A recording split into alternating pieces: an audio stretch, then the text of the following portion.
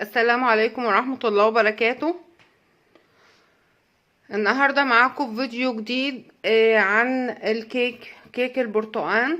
هنعمل سلسلة كده لفيديوهات الكيك ان شاء الله زي ما حضراتكم طلبتم، واولها هنبدأ بكيك البرتقال. كيك هش ولذيذ. هش ازاي؟ طري جدا وهش ومساماته حلوة قوي وطعمه لذيذ. وطبعا البرتقال احنا في موسم البرتقال ومتوفر البرتقال اليومين دول، وبرضو علشان حبينا نعتمد الكيكة دي وما فيش عندنا برتقال، خزين البرتقال في التلاجة وباخديه اعصريه زي ما هو وحدك كده في الفريزر، وساعة ما تيجي تعملي الكيك طلعيه واعصريه، مفيش اي مشكلة. شايفين الكيكة هشة وجميلة ازاي؟ شايفين مساماتها؟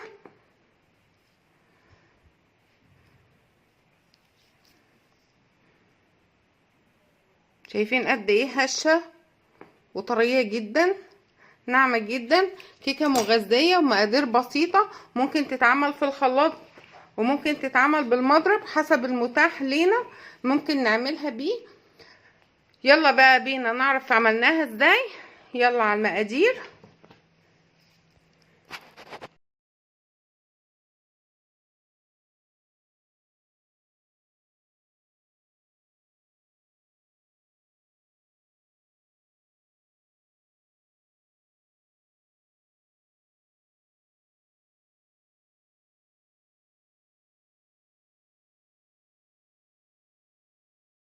نسمي الله ونبتدي مع بعض مقاديرنا في الكيكة البرتقاني اللذيذة دي.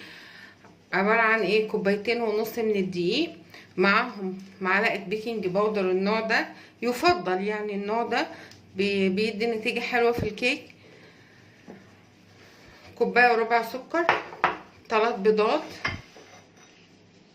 نص كوباية دي زبدة او زيت او سمنة حسب المتاح، ولكن لو زبدة تبقى سايحة، وسمنة برضو تبقى سايحة، او زيت. الزيت برضو نتيجته حلوة والزبدة نتيجتها حلوة، الاتنين دول نتيجتهم حلوة اوي.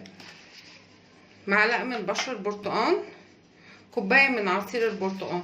طبعا في بيض لازم يبقى فيه فانيليا، انا بفضل في الكيكات احط فانيليا سايلة النوع ده، معلقة. النوع ده بحب انا في الكيكات الفانيليا سايلة النوع ده، او اي فانيليا سايلة بلاش بودر. تمام. نسمي الله ونبتدي مع بعض. ممكن الكيكة دي تتعمل في الخلاط وممكن تتعمل بالمضرب الكهربائي. انا هعملها النهاردة بالمضرب، هي تمشي بالاتنين. احط السكر والبيض، البيض اللي عليه الفانيليا، واخفقهم كويس.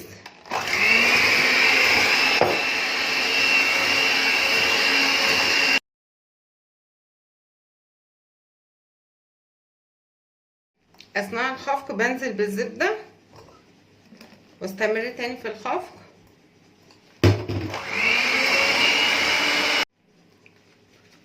بعد ما خفقت كده انزل بكوباية عصير البرتقال وبشر البرتقال،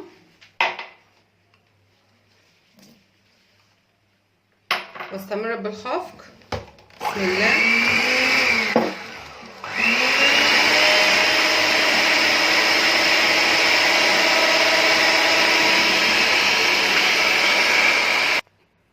بعد ما خفقت الخليط ده كده كويس، باخد معلقة البودر. مش هناخد الكيس كله، في بيقول ناخد الكيس كله عشان الكيكة تهش وترتفع، لا، هي معلقة واحدة. كتر البودر بيغمق الكيكة، احنا عاوزينه كيك هاش وذهبي وجميل، هي معلقة واحدة. تمام.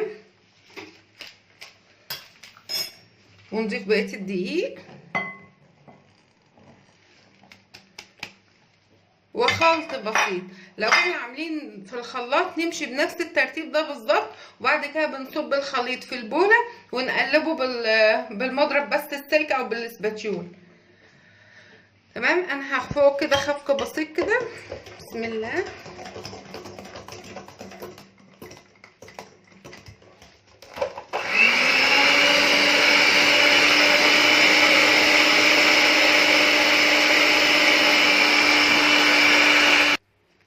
خلطتها بقت بالشكل ده.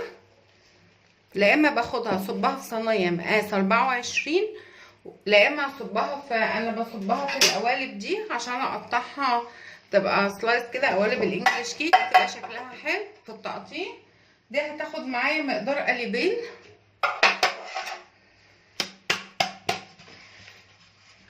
طبعا بكون مدهناها زبده او سمنه او زيت ومبطناه بالدقيق، والدقيق زياده بنرميه. بسم الله.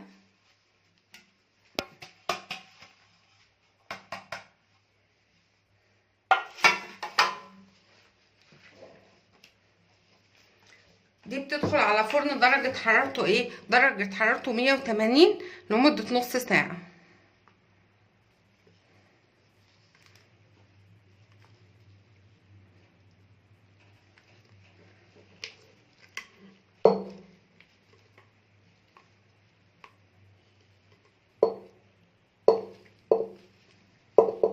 ممكن تحطي فواكه مسكرة، ممكن تحطي مكسرات زي ما تحبي، بس هو كيك البرتقال انا بحبه كده من غير اي حاجة، من غير اي اضافات اهي بالشكل ده. هخبزها واجي اوريها لكم. هروح اخبزها على فرن درجة حرارته ايه 180 لمدة نص ساعة. نشوف بعض بقى بعد الخبز ان شاء الله. بعد ما خبزناها وطلعناها باللون الجميل ده، بناخدها نرشها سكر بودر بالشكل ده.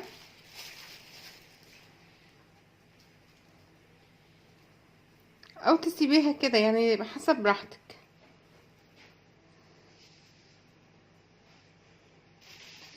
كده اقطعها من جوه كده ونشوف شكلها ايه من جوه. بسم الله. شايفين اللون الذهبي بقى الجميل بتاع الكيك ده؟ فظيع.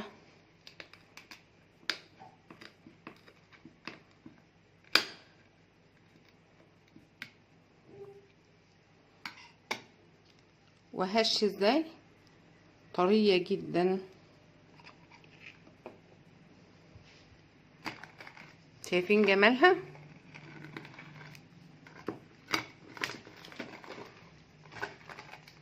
مكونات بسيطة جدا عملنا كيك ذهبي وشكله جميل جدا وهش وروعة تحفة. انصحكم ان انتوا تجربوه اهي. طبعا عشانها لسه سخنة.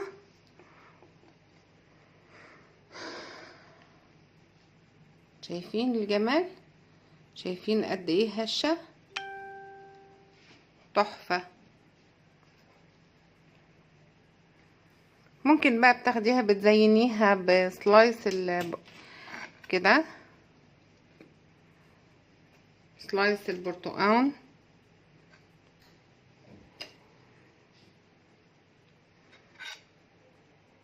طبعا الفينش الخارجي ده زي ما انتوا عاوزين، بيتقدم معاه عصير برتقال، بيتقدم معاه شاي ولبن زي ما تحبوا.